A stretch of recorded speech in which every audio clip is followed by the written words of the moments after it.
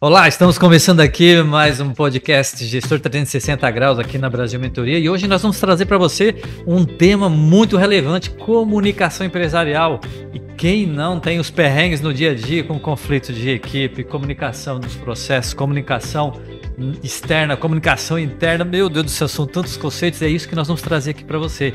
E hoje eu trouxe especialmente aqui uma convidada que eu tenho um carinho muito grande, foi uma das primeiras pessoas que chegando aqui em Criciúma, Brasil Mentoria, contratou, que foi a Lúcia Búrigo da Bossa, Experiências Criativas, que trabalha de comunicação, tem comunicação na veia, e eu carinhosamente te convido aqui, Lúcia, para nós começarmos esse bate-papo, mas eu queria antes tu falasse, se apresentasse um pouco mais para o nosso público aqui. Bom, primeiro quero dizer que é um prazer enorme estar aqui com vocês. Eu há muito tempo vinha chilhando por esse convite para que a gente pudesse trocar algumas figurinhas que a gente informalmente já troca nos cafés da vida, sim, né? Com certeza. Eu não perco essa oportunidade, pelo menos, de sempre conversar contigo sobre temas tão relevantes, né? Então, é muito bom a gente poder estar falando sobre um tema que eu acho que é da maior importância e que está aí justamente sendo pautado a toda hora e a todo momento com absoluta necessidade, porque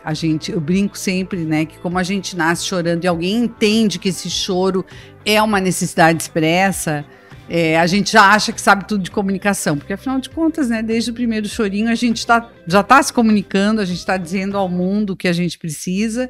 E aí a gente acha que isso é nosso e, portanto, nós não precisamos desenvolver nada. A gente tem aí acho que um gapzinho que precisa ser resolvido no nosso entendimento sobre essa habilidade que sim precisa ser desenvolvida, precisa ser lapidada e que a gente mesmo que trabalha dentro da área está aprendendo todos os dias. Então, acho que é muito relevante a gente sempre que pode trazer esse assunto à tona. Como é que é para ti? Como é que foi assim o primeiro encontro com a comunicação que definiu para a tua vida, a tua carreira, né? Que é um tema que tu traz, né, faz parte do teu negócio, né, profissional, carreira e ao mesmo tempo da tua vida pessoal, né? E eu até, né, te falo aqui o quanto que você se comunica, né, escrevendo, falando, né, e hoje aqui nesse podcast, fazendo artigos.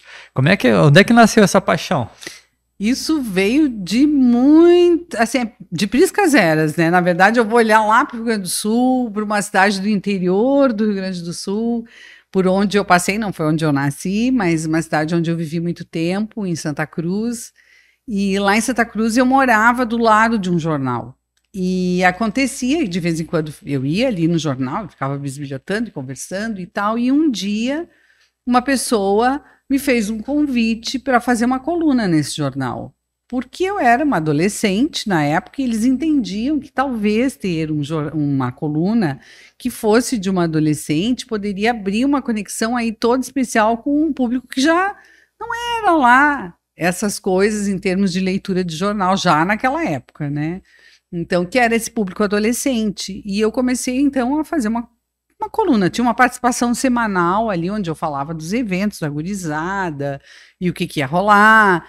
E aquilo me abriu um portal, porque, na realidade, eu passei a ser convidada para os eventos, para as festas, para o que estava acontecendo na cidade.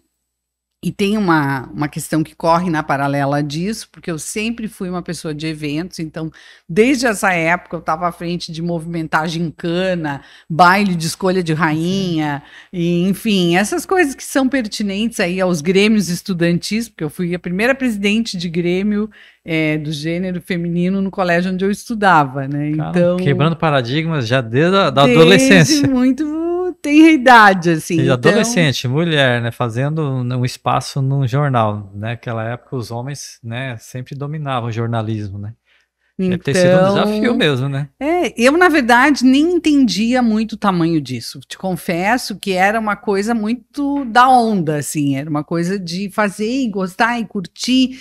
E tinha um lado todo particular, que era o apoio da família, porque a minha mãe achava isso muito legal. Então, ela, de uma certa forma, dava uma força e vamos lá e vamos fazer, e me ajudava a pensar em coisas e temas, e de repente assim, vamos fazer uma editoria dentro da coluna, de ter lá um entrevistado por semana, sei lá, sempre tinha uma história nova, e ela ajudava nessa discussão, e isso foi me pegando de jeito. Quando eu tive que tomar uma decisão de carreira, né, eu tinha feito os famosos testes vocacionais. Sim. No teste vocacional, é óbvio, isso acabou aparecendo com muita força, e o jornalismo era uma possibilidade. E, para além disso, tinha um grupo de pessoas que eu admirava pra caramba, e aí são os nossos influencers, né?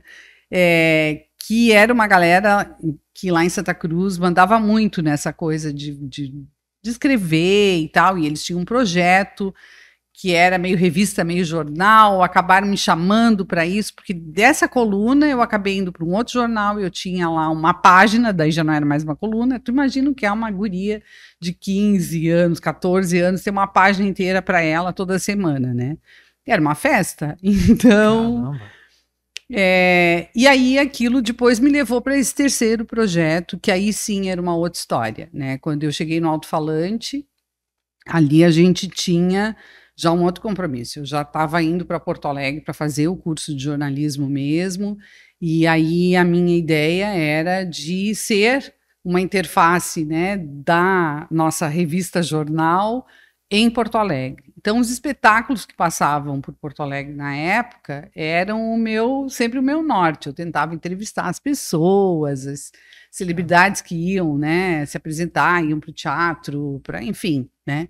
E aí, nessa coisa, eu tive muitas oportunidades. Entrevistei muita gente super especial, né? De Jô Soares a, sei lá, Jô né? Soares, Clodovil, né? E era uma coisa muito doida, porque assim, tu imagina, eu era uma fedelha na época, estudante do curso de comunicação, e muitas vezes para conseguir essas entrevistas, eu ficava plantada na frente do hotel onde esses caras estavam hospedados, e eu acabava muitas vezes ganhando as pessoas no cansaço. E o Clodovil foi muito isso, e eu disse, não, em algum momento ele vai sair do hotel, ele vai ter que me ver aqui sentada, e eu vou ter uma oportunidade de conversar com ele. E foi o que aconteceu, né? Eu fiquei sentadinha na frente do hotel, assim, nunca esqueço, numa marquisezinha que tinha no Plaza São Rafael. E quando ele saiu numa veraneio... Veraneio, nossa, agora foi no túnel do tempo, hein? Numa veraneio com a sua equipe de produção, eu bati no vidro, né? E ele baixou o vidro, eu me apresentei rapidamente, disse que eu era estudante de comunicação e que era a entrevista da minha vida que eu precisava muito. E, enfim, ele se sensibilizou e me atendeu, marcou um horário e eu fui lá no hotel e a gente conversou e foi muito importante aquilo para mim naquela época. E eu achava, na verdade, que eu ia seguir por esse caminho, né? Que o jornalismo ia me levar por essa coisa, porque eu era atrevida, no sentido de ir atrás, efetivamente, das pautas, né? Assim, eu tinha uma grande companheira nessa história, que era a minha amiga de toda a vida de Santa Cruz, que nós morávamos, nós duas, em Porto Alegre, e os nossos dois irmãos. Nós quatro dividíamos, os quatro faziam faculdade, dividíamos um apartamento, né? E a Marília, ela fazia a parte fotográfica disso. Então, eu fazia as entrevistas e ela fazia a produção fotográfica, e assim a gente foi, né, entrevistando uma celebridade aqui, outra ali, enfim. Então, isso está tudo documentado, então, com imagem. Algumas coisas eu tenho. Outro dia, então, eu acessei a Universidade lá de Santa Cruz e vi que alguém estava fazendo um resgate da revista Alto-Falante, de todas as edições da revista. E eu não tenho isso guardado. E aí eu até pensei em fazer um contato lá com a universidade, sabe? Para ter um registro disso, porque, óbvio, isso não é só parte desse legado histórico, né, da minha vida, mas é uma coisa que, também do ponto de vista da comunicação, acaba sendo uma referência, porque foi um projeto muito diferente na época, assim, né? Sim, imagino, então... foi uma revolução. Então isso... virou paixão? Virou profissão? Virou profissão. Na verdade, ali eu nem tinha salário, era uma ajuda de custo que eventualmente a gente recebia, porque afinal de contas era tudo muito feito no improviso mesmo, né? Não tinha uma coisa formalizada e tal. E eu achei que a minha vida ia andar pela trilha do jornalismo de fato, né?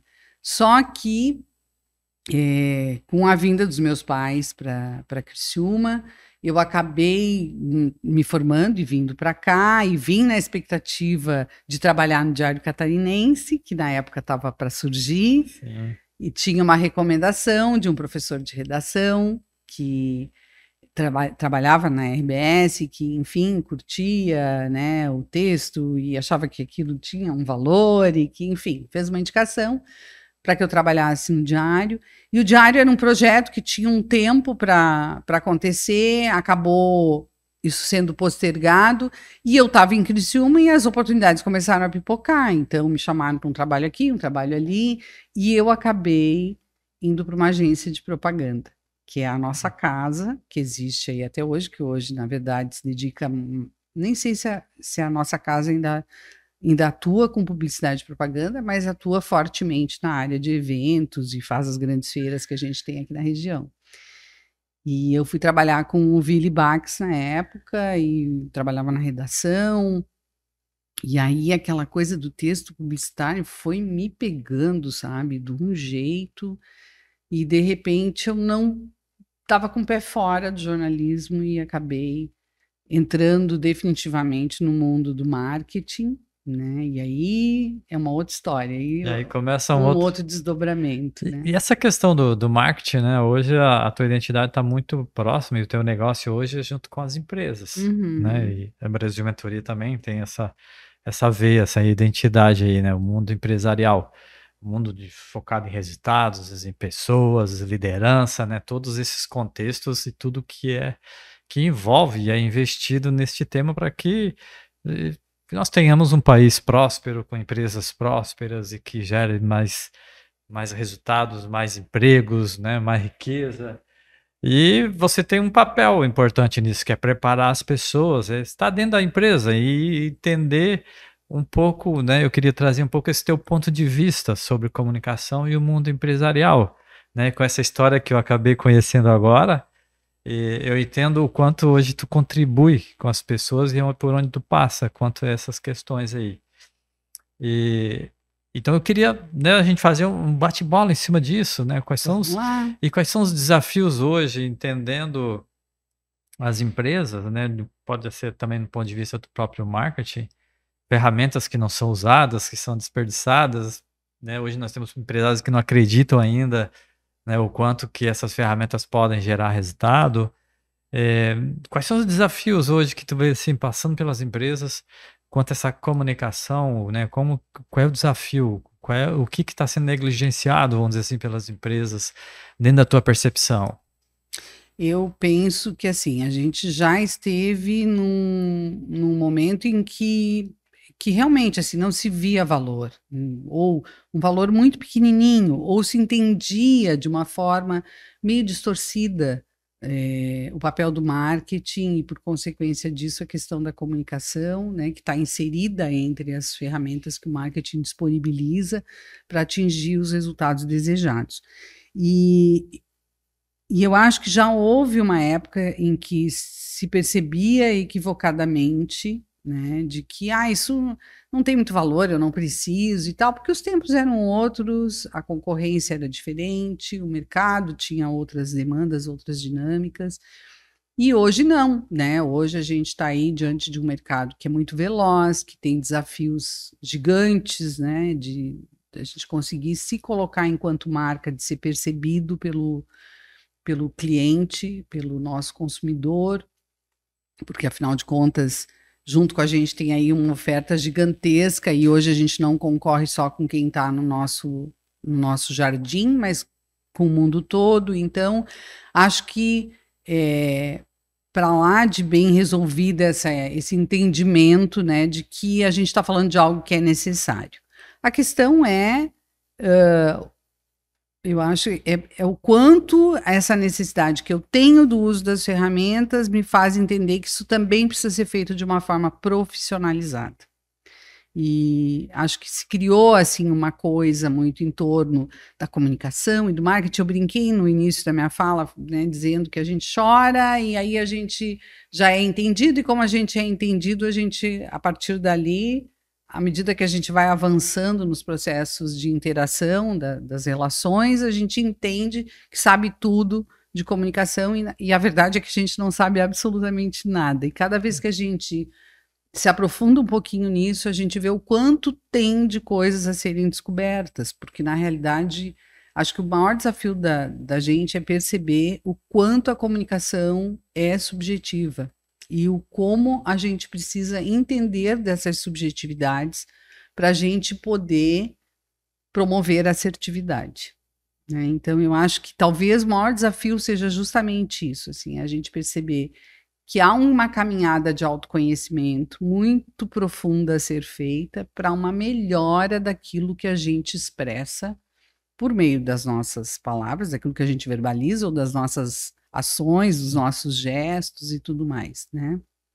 Porque eu acho que uma das grandes questões para a gente perceber é justamente assim, a gente externaliza aquilo que está dentro da gente.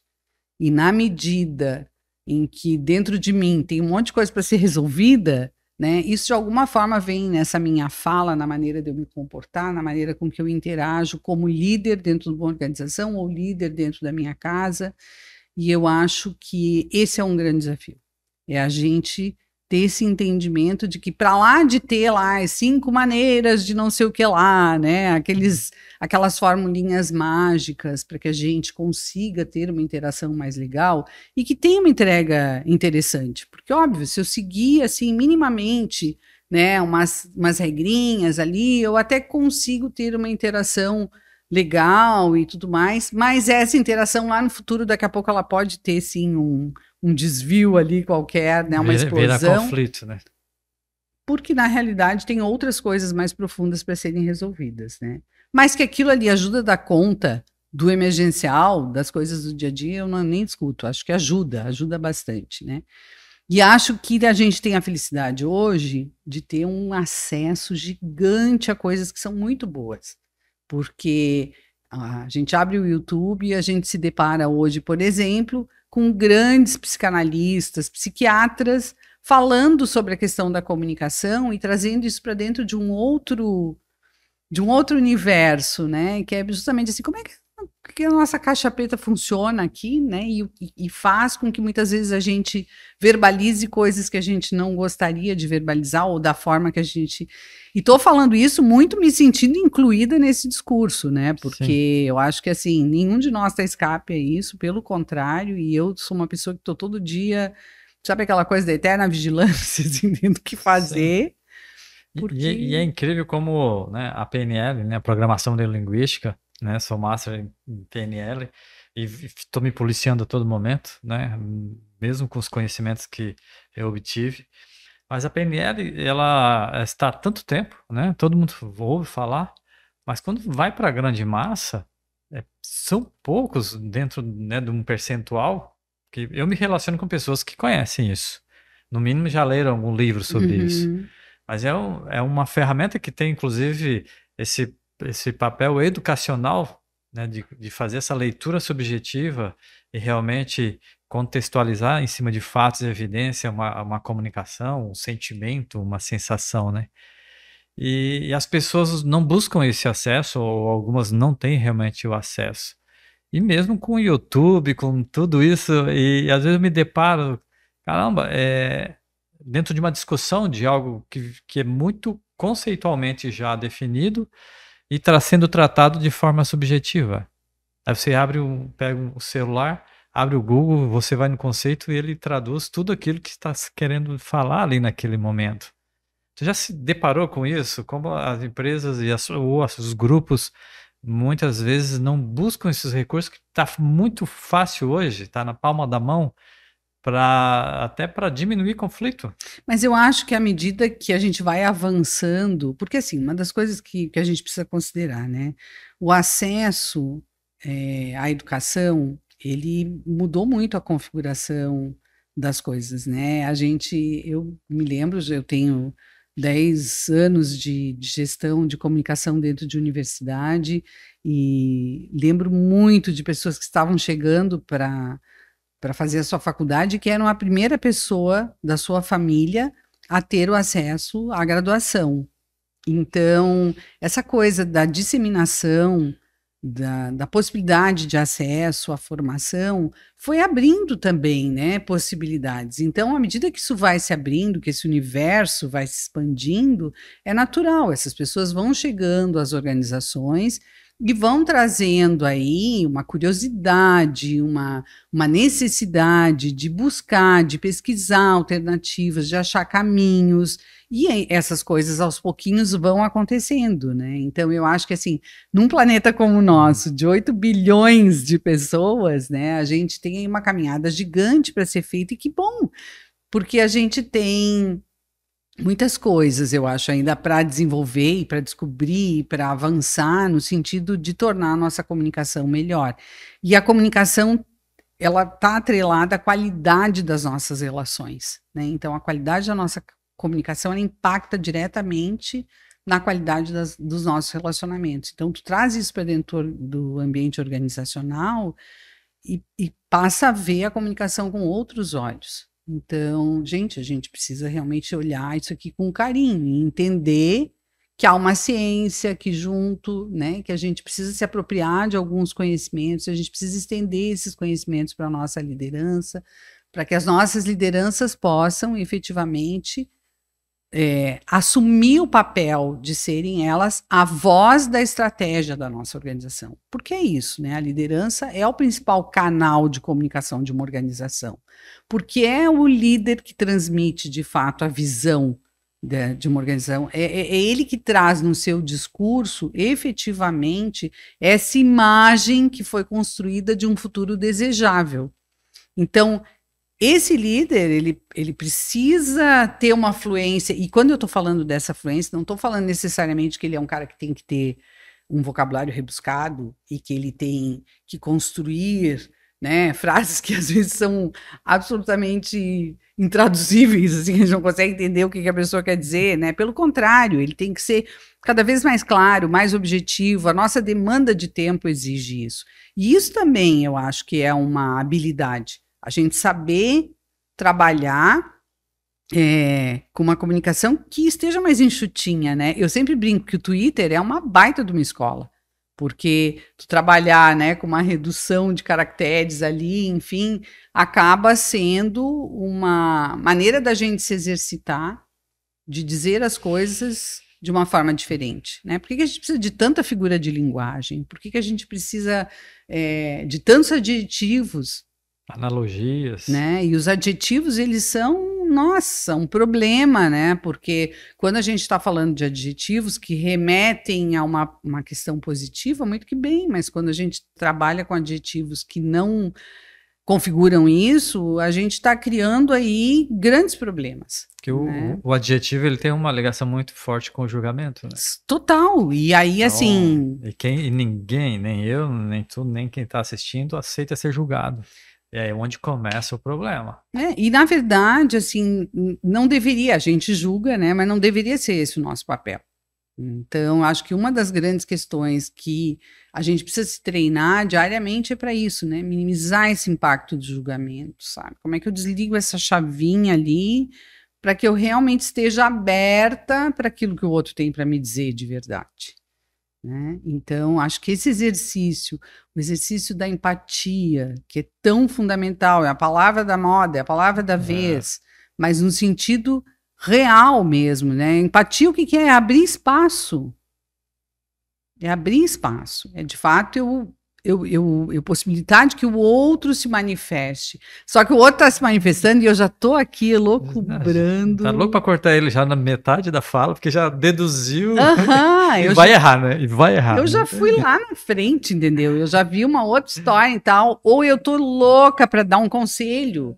E, na realidade, muitas vezes, o processo de comunicação, e a comunicação não violenta traz isso com muita força, que é esse aspecto, assim, da gente entender que muitas vezes o processo de comunicação ele tá muito mais sobre ouvir do que falar, né? E ouvir de verdade. Ouvir, olhando nos olhos do outro, impactado por aquilo que ele está me dizendo. Conectado. Né? Conectado, porque a essência da comunicação é conexão. Né? Foi ela que trouxe a gente até aqui, onde a gente está historicamente. Então, vamos olhar lá, né, para o Homem das Cavernas, que eu acho que tem uma passagem num dos livros da Marta Gabriel que eu acho fantástico, que lembra a gente que foi justamente, né, uma mudança química que possibilitou da gente chegar aos dias de hoje. Quer dizer, a inserção da tecnologia do fogo, que eu acho que é talvez a coisa mais importante que tenha acontecido de verdade, assim, né, para a humanidade, assim, mais impactante, e não desmerecendo todas as outras coisas que vieram depois, mas aquilo ali foi, de fato, alguma coisa que possibilitou uma mudança química no nosso organismo, né, e foram ocasionando para a gente uma outra condição, e isso trouxe para a gente também a oportunidade de poder alongar o dia, né? Então eu vou ficar numa caverna por mais tempo e aí eu vou ter interações e eu, ao olhar para o outro, talvez eu identifique alguma coisa nesse outro, desenvolver algumas habilidades ali, né? E isso foi essa capacidade que a gente tem, né? Essa inteligência social, digamos assim, foi o que trouxe a gente, mesmo não sendo a espécie mais veloz, mais forte, né, trouxe a gente até os dias atuais. Mas é mais inteligente. Então, e aí acho que assim, a comunicação é um elemento fundamental nesse processo, né, de transmissão de conhecimento, de tudo. Você comentou aí a respeito da questão da comunicação não violenta do Marshall, né, e esse conhecimento trouxe para mim, foi um divisor né, de águas, assim, em termos da minha vida mesmo, até no meu relacionamento com a minha esposa, Ana Cristina, e também com meus filhos. E também com os meus mentorados, né? Eu consegui, assim, desmistificou muita coisa. E falando de ferramenta, falando de conhecimento, que quem está aqui nos escutando, assim, cara, mas tá, tudo bem, mas eu quero saber o que é que eu posso fazer agora para eu, né, conseguir alcançar esses resultados que a Lúcia está falando ali. Daí eu queria falar um pouquinho de comunicação não violenta. Tu entende que é uma ferramenta que, se o empresário hoje se dedicar, ele vai alavancar resultado também financeiro lá na frente com esse tipo de comunicação? Eu não tenho dúvida, né, de que a gente conhecer sobre comunicação não violenta, sobre os preceitos dela e trazer efetivamente isso para o dia a dia, vai ajudar a tornar a comunicação muito melhor, porque diferente daquilo que a gente pensa, quando a gente pensa em comunicação não violenta, a gente pensa que vai falar tudo no diminutivo, né, então... Baixar tom de voz, já basta. E tal, e não é nada disso, né? Não um conselho com tom de voz. Quando eu fui fazer a formação com o Dominique Barter, uma das coisas que realmente me surpreendeu foi isso, né? Foi eu ter que desmistificar na minha ideia de que, assim, nossa, eu me imaginava, né? Eu que falo, tenho uma voz mais grave, falo alto, e eu pensava, Jesus, né? Como é que vai ser esse troço? Porque imagina eu ali no meio, né? Certo, todo mundo fala baixinho. E na realidade não é isso, né? A comunicação não violenta, o que ela diz para a gente é: expresse as suas necessidades para que o outro saiba quais são essas necessidades e ele saiba como proceder dali para frente e que devolutivas te dar efetivamente. Porque acho que o grande problema da comunicação é justamente a coisa da gente truncar o processo, né? É aquela coisa que eu às vezes brinco, a gente... como dona de casa, como mãe, às vezes a gente chega em casa e vê que a pia está cheia de louça, que as pessoas, né, não fizeram, cada um, não, né, se eventualmente as pessoas não cumpriram com o seu papel ali, ao invés de eu expressar a minha necessidade de que todo mundo participe daquele processo, porque, né, porque aquilo me faz mal, porque eu gostaria de ter a casa em ordem, acho que isso é bom para todo mundo, enfim, sei lá qual a questão. Ao invés de eu fazer isso, eu fico resmungando, né? Fico me queixando, fico adjetivando, mas é todo mundo muito relaxado, é todo mundo muito relapso, é todo mundo... E aí isso vai criando um distanciamento, quer dizer, ao invés de eu resolver o problema, eu vou aumentando esse problema, porque à medida que eu vou adjetivando essa coisa arada toda, né? E eu vou criando uma dinâmica irada, né? Em torno do processo, eu não resolvo coisa nenhuma, eu só... aumento a ira de todo mundo. E aí, óbvio, isso só piora. Silêncio ativo, né? Não é escutativo, é o silêncio ativo, porque por dentro estão todos os demônios ali sendo construídos, né? Então, é óbvio que daí a gente vai se deparando com essa... E falar sobre as nossas necessidades não é uma coisa fácil, até porque falar sobre as nossas necessidades é também falar sobre as nossas emoções. E muitas das nossas emoções a gente nem tem ainda, nem palavreou. Então, a gente nem tem como definir. Então, assim, esse ainda é um processo de aprendizado nosso. A gente ainda está se desenvolvendo nisso, né? No sentido de entender que emoção é essa e como eu comunico isso para o outro, e enfim, né? E eu acho que isso talvez seja o lado que eu acho mais mágico, assim, da comunicação, né? Essa coisa, assim, de ir compreendendo essas variáveis, essas nuances e tal. E isso é construção. É todo santo dia. Não tem uma fórmula, uma ferramenta. Até às vezes eu acho engraçado que eu vou nos lugares e não sei qual é o canal de comunicação. Eu digo, olha, eu não sei. Na verdade, hoje, se a gente pensar na diversidade de canais que a gente tem para a entrega dos nossos conteúdos, a gente conseguir precisar, tu faz aqui porque tu vai ser feliz para sempre. Não, cada vez mais a gente tem portas a serem abertas aí, descobertas, no sentido de, aqui eu chego no fulano, mas se eu for por aqui eu chego no Beltrano. É que nem eu digo, às vezes as pessoas acham que com um e-mail elas dão conta de uma campanha. Não vai dar, porque aquele e-mail, primeiro, né? A grande pergunta que eu sempre faço, se esse e-mail chegou para todo mundo que tu queria? E se chegou para todo mundo, para quem tu mandou, né? Todas essas pessoas abriram esse e-mail, e das que abriram, todo mundo leu? E quem leu, entendeu a mensagem que estava ali? Então, olha quantas perguntas a gente teve só a partir da coisa do disparo de um e-mail. Como é que eu quero que ele sozinho dê conta de um processo de comunicação? Ele não vai dar conta. Então, é o e-mail, é o cardzinho que dispara lá pelo WhatsApp, é o não sei o que vai para não sei aonde. Então, e tendo o discernimento, né, de que assim, também não é porque eu atiro em todas as pontas que a coisa vai dar certo, né? Então, eu minimamente preciso entender quem é esse meu interlocutor, o que ele lê, o que ele escuta, como ele se informa, para eu saber como é que eu chego nele. Exatamente. Né? E para além de chegar nele, como é que eu consigo capturar a atenção desse cristão, né?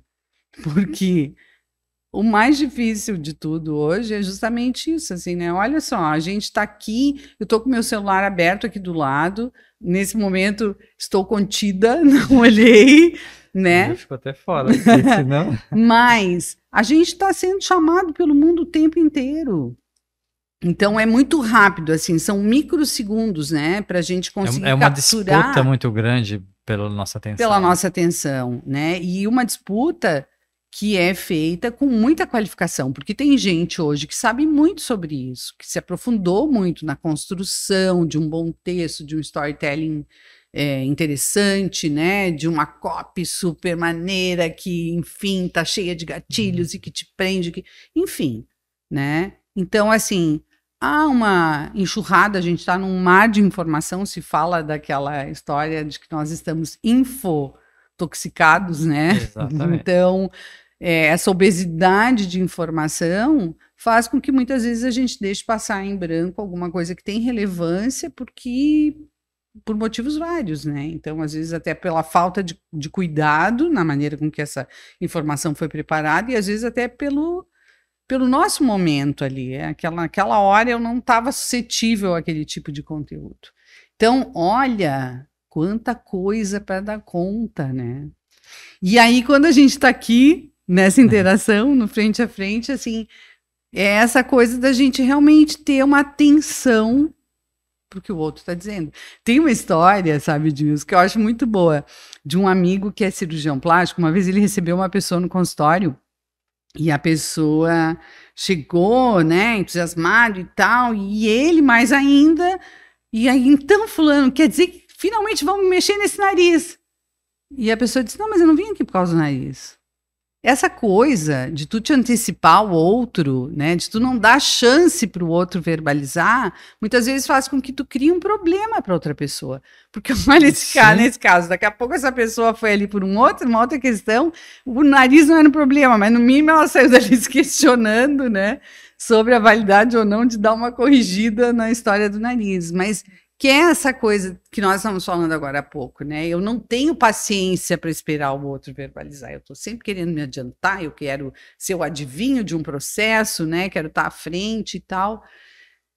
E esses dificultadores, muitas vezes, fazem com que a gente não perceba que há momentos que a gente precisa ficar quietinho e escutar. Sabe, Lúcia, eu escutando a tua fala aí, veio muito forte a questão dentro dessa enxurrada, né, de conceitos, e muitas vezes esses conceitos são, às vezes, ditos por pessoas que têm um conhecimento muito superficial do tema, às vezes pessoas que têm interesses obscuros para que esse conceito seja entendido conforme ele quer, não como deve ser entendido, e isso acaba fragmentando muito alguns conceitos literais mesmo, e acabam atrapalhando a comunicação, expressões que são criadas, né? Hoje fala-se de empoderamento, mas ninguém, de repente, começou a falar sobre virou moda, mas ninguém foi pesquisar o que quer dizer empoderamento, resiliência, né? Então hoje tem um monte de gente escrevendo e gente que eu considero, inclusive, autoridades,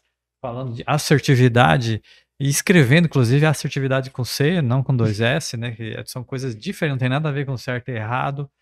E eu vejo que isso acaba atrapalhando dentro de um processo que vira um modismo, onde, pelo menos no meio que nós convivemos, né, de empresas, empresários, consultores, e as pessoas pegam isso sem um senso crítico. Mas assim, ó, tem um outro lado nisso que eu acho que é legal, é que assim, bota na pauta, né? Vamos discutir, mesmo que esteja escrito errado, entendeu? Eu acho que é importante trazer a expressão, e aí acho que tem um papel que é de quem sabe a coisa correta ajudar a esclarecer, né? Porque tem uma expressão, né, que a gurizada usa, que é a história do botar para jogo, né? Eu acho que é muito importante a gente trazer, porque assim, o que não está palavreado, né? O que não existe uma maneira de eu dizer, aquilo não existe. Então, eu acho que isso está promovendo para a gente uma questão comportamental aí muito expressiva, sabe? Essa condição da gente olhar para algumas coisas e ir nominando isso. E entendendo que esses comportamentos, sim, isso não é tão normal quanto parece. Sim, isso aqui tem que ter um olhar para isso. E à medida que a gente vai dando nome às coisas, a gente consegue também perceber o que efetivamente está num território de dominação, de abuso, de toxicidade, né? Mas para isso é preciso botar para jogo, porque se não entrar no jogo, a gente nunca vai questionar, a gente não vai aprofundar a discussão. Então, assim, eu concordo contigo, eu acho que tem muita historinha, né? E acho que tem muita fórmula mágica, né? Eu digo que uma das coisas que eu considero importante é, por exemplo, se fala muito dessa coisa assim, porque fulano repete muitas expressões, a Lúcia repete muito, né? Sabe? E eu sei, nós temos uma série de vícios, a questão do sotaque às vezes pega a gente de jeito, tem N coisas, mas parece que tem uma coisa meio esquisita aqui, que é assim, no mundo onde a gente está buscando ser criativo e a gente está buscando um toque autêntico naquilo que a gente faz, não parece uma contradição a gente derrubando essas coisas que são próprias da pessoa e querendo que ela se comporte igual a todo mundo e que ela se comunique igual a todo mundo, e que talvez fosse melhor a gente fazer um outro caminho, entender que assim, se o Edmilson fala porta, essa porta tem uma questão que é bonitinha, que é dele, que talvez dentro de um contexto ela possa funcionar muito melhor do que eu forçar a barra num nível que na hora que ele tem que falar a tal da porta, ele trava, inclusive, porque né, é um comportamento que está na contramão da história dele. evidente. Eu não estou falando aí das coisas que se repetem, assim, daqueles vícios que são realmente ruídos, que se transformam em ruídos e que te impedem de prestar atenção no conteúdo. Porque a gente sabe disso. Determinadas coisas fazem com que a gente fique muito mais preso àquela coisa, né? É a história do disco arranhado. A gente fica preso naquele pedacinho que está arranhado, né? E não evolui, não sai daquilo. Mas eu penso que se o conteúdo tem relevância, se aquilo que a pessoa está dizendo ela tem valor e o autêntico talvez precise ser pensado como é que ele está dentro disso para eu me apropriar dessa autenticidade e essa marca registrada, ela passar a ser uma coisa legal mesmo, ela passar a ser de fato algo que tem a assinatura do Edmilson. Sim. Né? Então, o meu né tem essa característica. Então, acho que assim, olha quantas coisas a gente tem para a gente ir descobrindo, para a gente ir lapidando, para a gente ir construindo no sentido de transformar esse processo numa coisa cada vez mais fluida, mais leve. Olha só o que tu tá falando aí, inclusive as emoções, né? O disco ele tá no mesmo lugar. Hoje todo mundo, né, vai falar de uma emoção. Qual é a emoção que fala? Ansiedade. Então, quando eu estou trabalhando os meus mentorados mesmo, eu tenho que passar por esse viés aí, porque senão a gente não vai para frente. Eu vim aqui porque eu estou muito ansioso. Eu tenho, inclusive, um material da comunicação no GROK, da comunicação não violenta, que são cartas com emoções e necessidades. São 2 grupos, porque as pessoas não têm vocabulário para expressar o que está sentindo.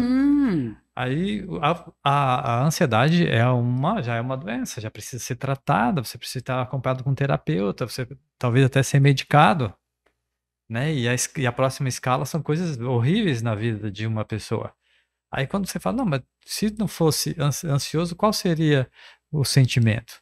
Quando ele tem alguns vocabulários, ele já identifica, eu tô chateado. Você, mudou bastante. Um outro vocabulário é legal. Nossa, né? Vem uma pessoa e faz uma apresentação, alguma coisa, que legal. Foi legal. Assim, cara, o quanto que aquilo foi realmente relevante para ele, para que ele possa expressar o que ele sentiu realmente com aquele elogio. E a gente ser elogiado com o legal, caramba, dá vontade assim, de dizer, cara, me diz realmente o que foi e o que não foi, porque vai te deixar em dúvida. E essa comunicação já começa a ficar truncada por falta de vocabulário. E do entendimento mesmo, de que emoção é essa que pode ser traduzida em palavras ou no meu gestual e que vão... Porque, assim, o legal, dependendo de como ele esteja sendo dito, né, aquela coisa que vem de dentro, que o cara diz, nossa, que legal que foi. Tu já sabe que aquilo ali teve uma profundidade, né? Então... Nossa, veio lá de dentro. Eu não sei traduzir, mas estou expressando.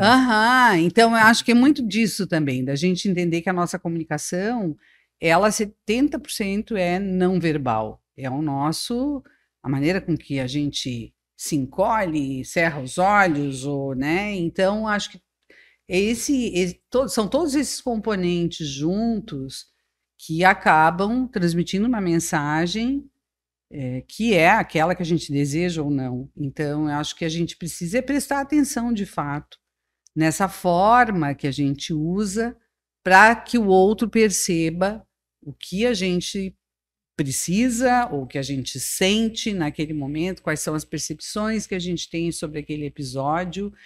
E também não se ficar com aquela falsa impressão, e eu acho importante falar sobre isso, né, que é essa coisa, quando eu falei lá na comunicação não violenta, que eu ficava muito pensando, meu Deus, será que é tudo muito no diminutivo, né, e na verdade, assim, poxa, o diminutivo, ele também tem um contexto muito pejorativo, quando eu uso muito pequenininho, né, aquela coisa do inho.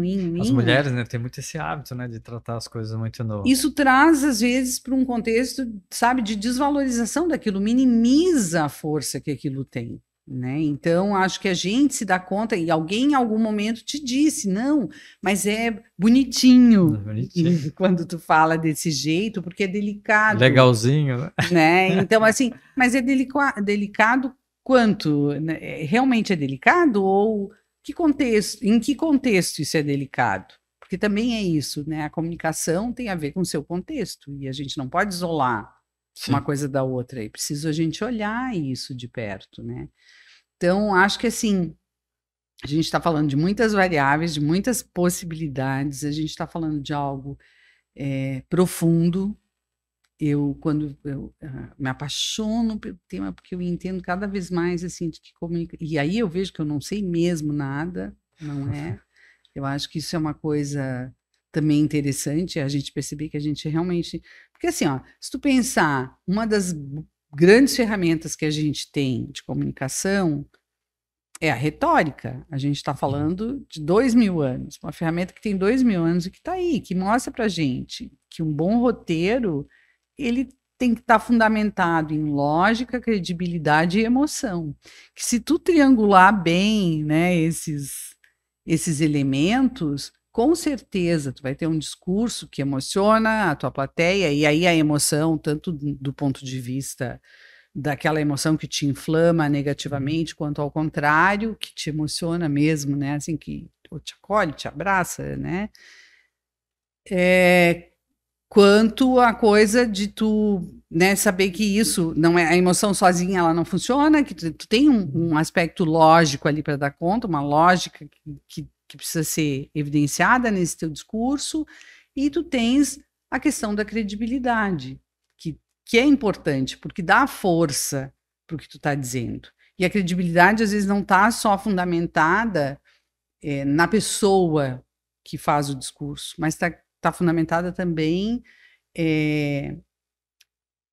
na forma com que ela se comunica, né? Na sua expressão. Então, acho que, olha, a gente está falando aí de uma caminhada que não é curta, né? 2000 anos de... Não é, não. Não é pouca coisa. Eu queria trazer um pouco esse contexto, sabe, para a liderança. Né? Quando eu vejo, né, as tuas falas aí, né, e as pessoas aqui nos assistindo, nos escutando, né, que isso aqui também vai para o canal do Spotify, e o líder hoje, ele tem, né, a comunicação como grande desafio para ele ter uma equipe que gere resultados. Né? O líder, ele tem uma ligação, né, a liderança dele tem uma avaliação com os resultados que ele gera, quando nós estamos falando de mundo empresarial. Mas se também fomos para as religiões, para os pastores, os padres, os líderes também têm que trazer a audiência para dentro da igreja, para dentro dos cultos, eles têm o mesmo papel de um líder, né, empresarial, tem que gerar resultados. Os números deles é que vão dizer o quanto que ele tem, né, esse fator de liderança forte na vida dele. Mas ele tem essa questão, né, do relacionamento. Então, relacionamento, nós estamos falando de comunicação diretamente. Como que tu vê hoje no mundo das empresas, né? Qual é o desafio do líder hoje? Quais seriam os passos que ele deveria dar para ele desenvolver essa liderança dentro de uma comunicação muito mais, uma postura muito mais assertiva, gerando mais resultados e ao mesmo tempo sendo, né, respeitoso, né, colaborativo, doce com as pessoas? Acho que a primeira coisa importante é invista em autoconhecimento.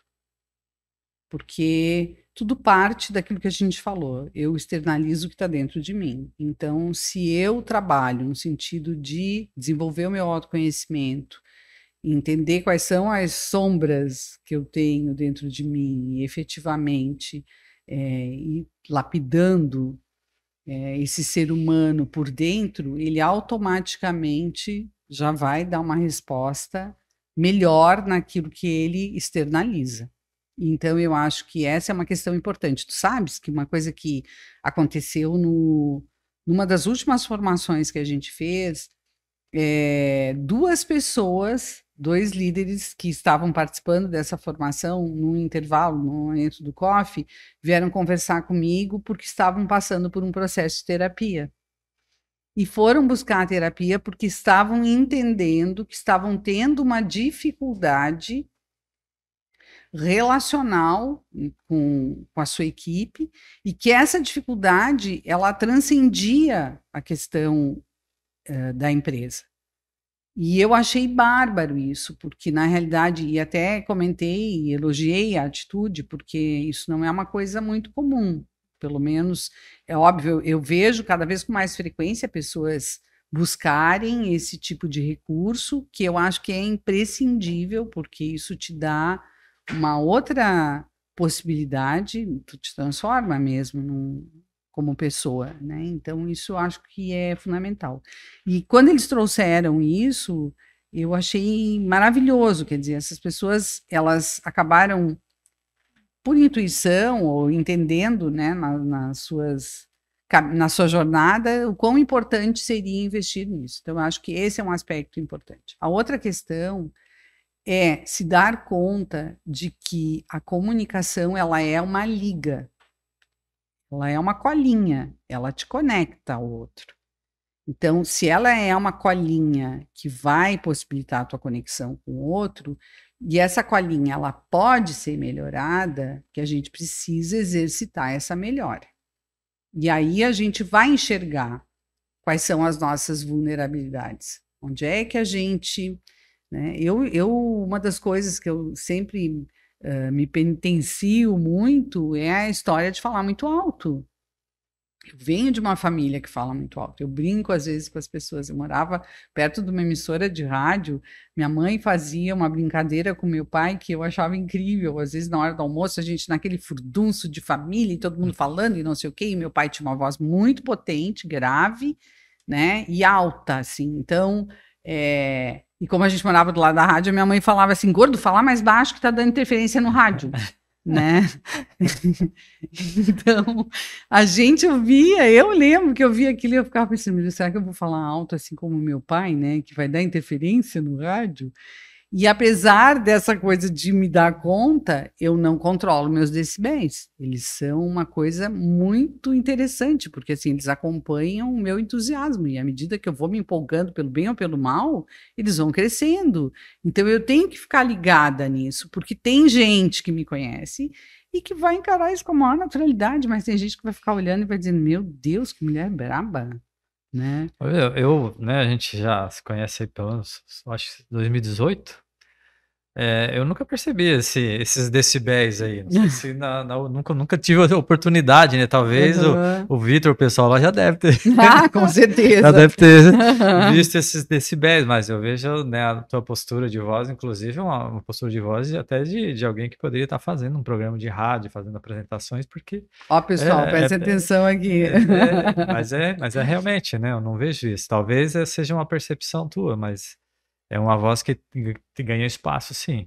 Então, isso é um aspecto importante. Eu acho que é legal da gente pensar também que a gente preparar, não é o meu caso, eu não sou muito disciplinada para isso, mas eu acho que preparar o nosso equipamento vocal é uma coisa importante. Né? Então, outro disco tem um TEDx que eu achei incrível, com a mãe da Gabriela Prioli, que é fonoaudióloga, e ela justamente falava sobre os exercícios, a importância dos exercícios que a gente precisa fazer para deixar a nossa dicção mais clara, para que a gente, né, as pessoas entendam melhor aquilo que a gente está dizendo, e de que a gente tem também toda uma musculatura facial, enfim, sim, que precisa ser trabalhada, e óbvio, eu já estou chegando nos 60, noto uma diferença considerável na configuração do rosto, e óbvio que isso afeta a maneira com que eu emito sons, né? Gesticulação, tudo. Exato. Então, assim, a gente também precisa se dar conta de que isso é uma outra questão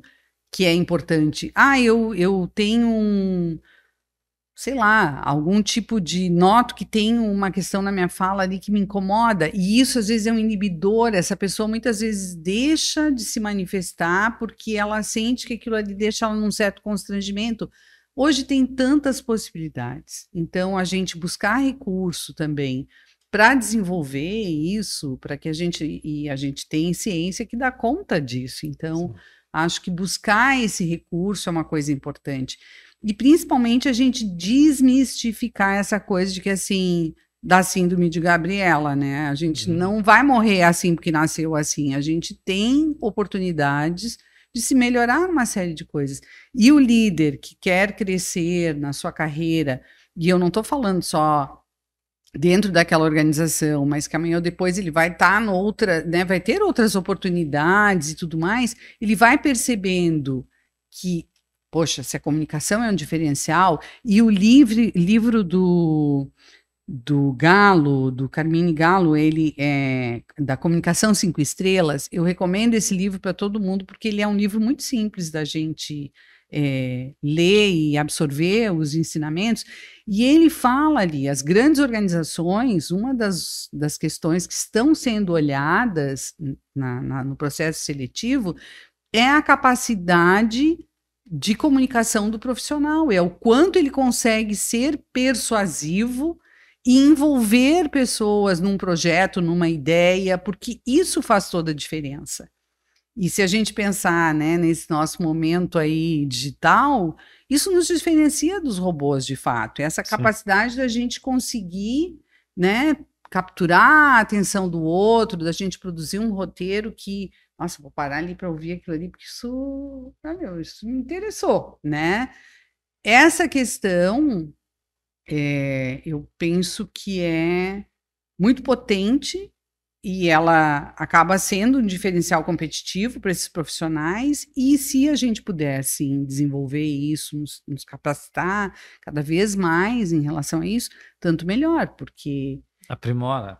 Isso nos dá aí uma condição muito diferenciada, né? Nós estamos sempre aqui, o Murilo, né, tá aqui com a gente, tá ali fazendo a transmissão, e o Murilo, não o Murilo, mas o Instagram me forçou a entender que eu tinha 15 segundos, né?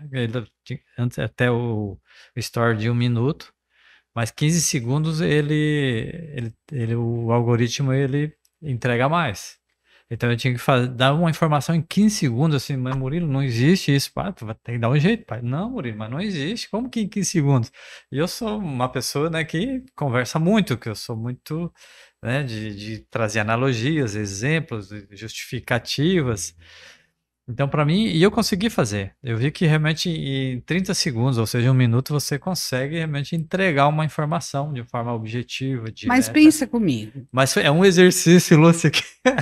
Um comercial de TV, de rádio, tem 30 segundos, normalmente. Sim. Em 30 segundos, tu vende de carro a couve-flor, entendeu? Né? Então, se em 30 segundos a gente é capaz de despertar a atenção de uma pessoa e, a partir disso, desenvolver nela um interesse pela nossa mensagem, despertar um desejo e levar ela efetivamente para uma ação, dá para fazer.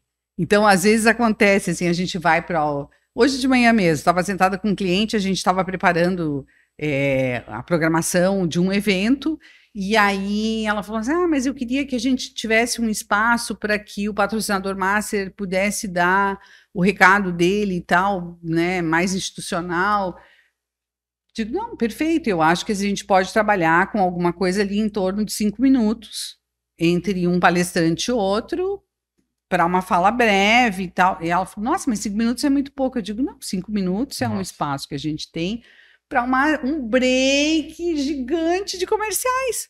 Como assim, Lúcia? Eu digo, considera que 30 segundos é um comercial comum?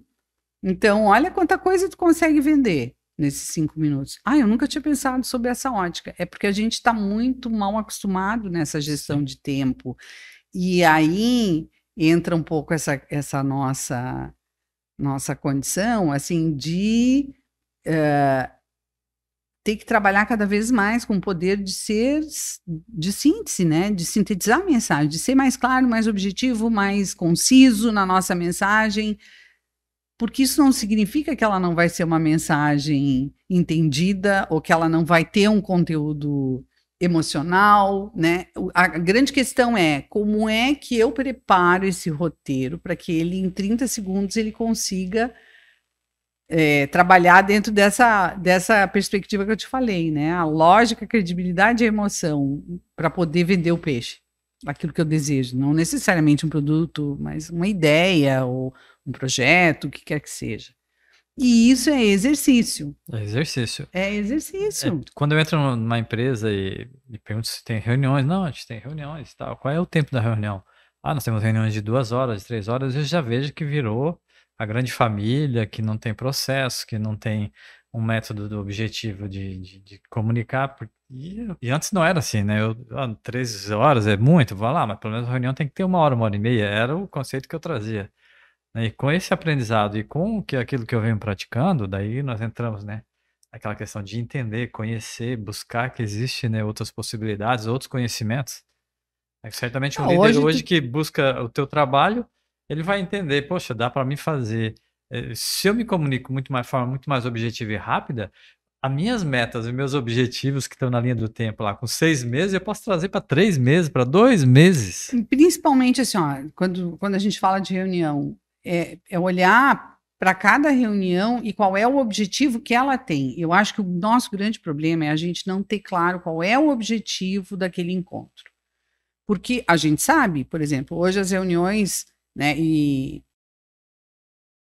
nessas organizações mais novas, digamos assim, a prática das reuniões de 15 minutos, de reuniões em pé, é cada vez mais frequente, porque tem algumas demandas que elas não exigem que tu tenha que ir para uma sala de reunião, que tu tenha que Sim. sentar com as pessoas, que tu tenha um ritual. Não, o ritual é a gente em 15 minutos dá conta daquela questão de pé com os líderes que estão envolvidos naquele contexto. Pronto, é O isso. pessoal fala muito, né, a reunião que resolvia com e-mail, né? Entendeu? Então, assim, tem coisas que a gente precisa olhar com mais objetividade. Eu adoro, tem um videozinho do Porta dos Fundos de reunião que eu usei numa formação recentemente, que é uma coisa muito reflexo do que a gente vê em várias ocasiões. Então, aquele grupo todo ali sentado para discutir, na realidade, para fazer a agenda da próxima reunião. E aquilo ali reflete muito do que a gente vê acontecer na prática, porque justamente assim, a falta de objetividade, de clareza, cara, a gente está fazendo essa reunião para quê? Porque a gente vai sair daqui para chegar ali. Então, baseado nesse resultado que eu quero ter com a reunião, né, no objetivo que eu quero chegar, eu vou desenhar as interações, entendeu? E isso às vezes a gente não faz. E eu acho que assim, uma das nossas questões é justamente a gente não se programar minimamente para algumas Sim. questões, porque acha às vezes que é um evento menor. Então, nem vou me preparar para essa reunião, porque, né? E na realidade, às vezes, se tu dedicares 10 minutos para fechar uma pautinha, estabelecer os tempos para cada um daqueles assuntos, né? E como é que tu vai distribuir as falas e tal, vai dar conta, às vezes, de um negócio que eu gosto muito do Rony Meisler da Reserva, ele fala muito sobre as práticas da empresa, nos diversos canais que ele tem na mídia digital, e volta e meia ele fala sobre isso, sobre essa questão das reuniões, da brevidade, eles têm ali uma pequena flexibilidade de tempo, uma tolerância, digamos assim, para alargar um pouquinho mais aquilo, mas procuram manter uma rotina de tempo muito fechadinha, né? E eu acho que isso é importante, porque isso vai imprimindo uma disciplina, um ritmo para as coisas. Mas O setor que eu público, disse, eu vi coisas prática. o setor público é muito mais difícil ainda. Eu fui secretário de município lá em Rondônia. Tá, acho que a gente podia ir caminhando finalmente. Vamos. Eu esqueci de olhar até o relógio aqui. Tá boa que tá. Então, dentro né, eu fui secretário de município e eu lembro que nós fazíamos daí a reunião de secretários com o prefeito, né? E aí a gente saía daí, o que foi decidido? Aí o outro, eu não sei, pergunta pro secretário tal, né, que era mais próximo do prefeito. Aí eu chegava daí, o que foi decidido aquelas questões lá e tal, do projeto? Ah, não sei. Vamos lá falar com o prefeito? Assim, caramba, nós acabamos de sair de uma reunião. Então, virava, né, um bate-papo sem objetividade, sem objetivo, né? Uhum. E principalmente sem tomada de decisão por parte do líder, que é Uhum. algo que também, né, falando de comunicação, e a gente já indo finalizando aqui o nosso podcast, que já deu 1 horinha aqui, Lúcia, nós ficamos aqui, eu acho, o dia inteiro, né? É verdade. Nós dois, os dois apaixonados com esse tema aqui. Mas eu queria, assim, nesse final, deixar uma ferramenta, né, para as pessoas, para os líderes, né, podemos falar de reuniões, essa questão do objetivo, como é que ele traça isso, como é que ele faz, armadilha do improviso, né? Tu acabou falando alguma coisa aí, não falou esse vocabulário, mas na hora veio na minha cabeça, né? O improviso como uma habilidade, mas também como uma grande armadilha para quem quer gerar resultado. Então, eu deixei para ti, né, finalizando aí a nossa Eu acho que assim, essa ferramenta, assim, como que ele faz para as coisas acontecerem numa eu reunião? falei ainda há pouco sobre a questão do autoconhecimento, que ela é importante, né? E acho que dentro de um processo de comunicação, para além da reunião, é a gente pensar que a gente precisa ter repertório. Que isso é uma questão fundamental para que a gente consiga entabular conversas que realmente levem a gente adiante, né? No sentido de que, assim, se eu amplio o meu repertório, eu consigo entender que para cada pessoa vai ter uma dinâmica diferente. Às vezes eu vou ter que ter um vocabulário mais básico, de mais fácil entendimento, porque o meu interlocutor exige isso de mim. E eu acho que, assim, talvez uma das coisas importantes é do líder saber que a responsabilidade do entendimento da comunicação é de quem é emissor, não é do receptor. E eu acho que isso transforma a nossa comunicação quando a gente está consciente disso. Porque a gente tem o péssimo hábito de achar que o outro tem que adivinhar, às vezes, aquilo que a gente está demandando, porque, pelo simples fato, às vezes, de ter mandado um e-mail. Não, eu já mandei um e-mail. E, na verdade, cabe a mim, que emiti a mensagem, me certificar de que essa mensagem chegou e de que ela foi entendida. Porque para haver comunicação é preciso haver entendimento. Então, se não tem entendimento, não houve comunicação. E o comunicador deve ser generoso, ele deve se preocupar com isso, porque é justamente isso que faz com que a gente chegue no resultado desejado. Porque se o outro não entendeu a mensagem, como é que ele vai chegar lá? Então, quando a gente vai tendo clareza sobre o processo, eu acho que isso vai dando a gente cada vez mais entendimento do nosso papel.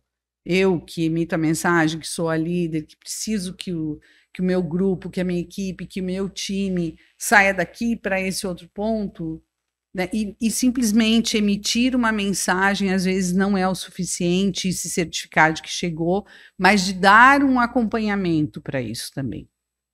Porque muitas vezes o que a gente percebe é que as pessoas ao longo do processo elas vão se sentindo meio que abandonadas, elas vão precisando de algum tipo de monitoramento, de ajuda, de apoio, e esse é o papel do líder, na verdade, sim, de ir dando essa condição, porque às vezes a gente pensa assim, não, porque a gente agora tem uma ferramenta super bacana, a gente acabou de adquirir uma tecnologia e tal, mas a gente não ensinou as pessoas a usarem essa tecnologia, a gente não disse direito para que isso servia e tal, e aí eu quero que essa pessoa entenda, sei lá, por abstração, sei lá qual é né, que ela por osmose, ela consiga captar ali de que, se eu fizer tal coisa, eu vou chegar em tal ponto, né? E na realidade não é isso, quer dizer, cabe a esse líder dizer por que a gente tem essa ferramenta, por que a gente lutou tanto para, às vezes, para adquirir, para sensibilizar a gestão de introduzir isso no nosso grupo, de que é importante a gente ter um esforço agora, no sentido de colocar isso na nossa rotina, de ter o treinamento adequado para que isso seja usado da forma correta, enfim. Acho que essas coisas são coisas básicas e que elas podem contribuir muito para que a gente vá melhorando as interações e com isso a gente vá conseguindo cada vez mais a gente ter os resultados que a gente deseja de verdade. Eu vou, né, terminando aqui o nosso podcast, eu vou deixar duas contribuições. Uma eu aprendi com o professor Marins, da Commit. Isso, estou falando de 99, quando eu comecei a comprar as fitas da Commit. Uau! E ele tinha uma fita, né? Uma fita. Tô me entregando aqui. Que era delegue no abdique. Né? Então, o líder entender que tudo que ele delega, ele é responsável por aquilo. Ele está delegando, ele não está transferindo responsabilidade. Então, quando ele abdica disso, né, a pessoa vai se sentir só dentro desse contexto, que é o que tu trouxe aqui, que me fez lembrar dessa frase. E a outra, ninguém é tão bom que não precise ser monitorado. Então, eu mesmo, na minha experiência empresarial, eu perdi pessoas muito boas, porque eu deixei ela só. Que eu acreditava que, né, o que eu falasse ela ia fazer, que ela era suficientemente boa, que eu não precisava nem olhar o trabalho dela, e eu acabei perdendo essas pessoas por falta de monitoramento. E o monitoramento, além de ser o papel do líder, ele valoriza o outro. Não é uma Sim. relação de desconfiança, e sim uma relação profissional. Não, e muitas vezes a pessoa, o teu liderado, ele não traz um questionamento para ti, porque assim, da forma com que tu colocou para ele, ficou tão claro que ele ia dar conta do recado, que estava tudo dominado, entendeu? Que ele tem receio, inclusive, de trazer alguma dúvida, e essa coisa, que isso é o que eu falo da generosidade, de tu deixar claro para o outro que ele pode sim trazer essa dúvida, que ele tem o benefício né, de poder ter dúvidas, de poder errar, inclusive, Sim. né? Porque para ele poder testar, ele tem que saber que existe uma possibilidade de erro. Então, assim, ele também tem que ter abertura para isso. Olha quantas coisas, né, nessa uma horinha aqui a gente trouxe que são elementos importantes, e eu te diria assim que a maioria deles tem a ver mesmo com relacionamento, né? Assim, como a gente vai aprimorando, como a gente vai lapidando. E, de novo, isso é construção, sabe? É todo santo dia, não tem jeito. Todo dia, todo dia. Bom, Lúcio, nós vamos terminando aqui. Eu queria que tu deixasse aí uma frase, uma mensagem, né, rápida aí para a gente encerrar, né, com essa mensagem sua aí sobre comunicação, liderança, ou o contexto que tu quiser trazer Tem um aí. curso que a gente faz que ele chama Descomplica, Comunica, né? Que eu acho que esse título ele diz muito, sabe? Acho que o grande segredo é esse: descomplica as coisas para poder se comunicar bem, facilita a vida. Menos é mais, né? Às vezes um pouco menos de rebuscamento, de vocabulário, enfim, né? Daquela coisa de ter Muito um discurso muito estruturado. amplo, muito, né? Menos é mais. E aí, assim, acho que vem a reboque de uma coisa que as startups acabam ensinando para a gente, né? Que é aquela máxima de que não precisa necessariamente ser perfeito, né? A gente precisa de fato, antes feito do que perfeito, né? Então, eu acho que é importante que a gente se dê conta disso, né? Os tempos exigem aí que a gente seja mais rapidinho. Bom, Lúcio, eu te agradeço estar aqui com a gente. Foi uma satisfação muito grande, né, te receber aqui. E vocês também, né, que estão sempre aqui assistindo o nosso podcast, eu quero deixar aqui, né, o meu beijo no coração e deixo, né, essas mensagens da Lúcia, né, que menos é mais na comunicação, algo também que a gente usa muito aqui na Brasil Mentoria, eu uso nas minhas mentorias, a gente tem mais objetividade e principalmente um amor imenso no coração com o outro. E esse respeito certamente vai trazer para você uma comunicação muito mais efetiva. Então, um beijo no coração. Até o nosso próximo podcast.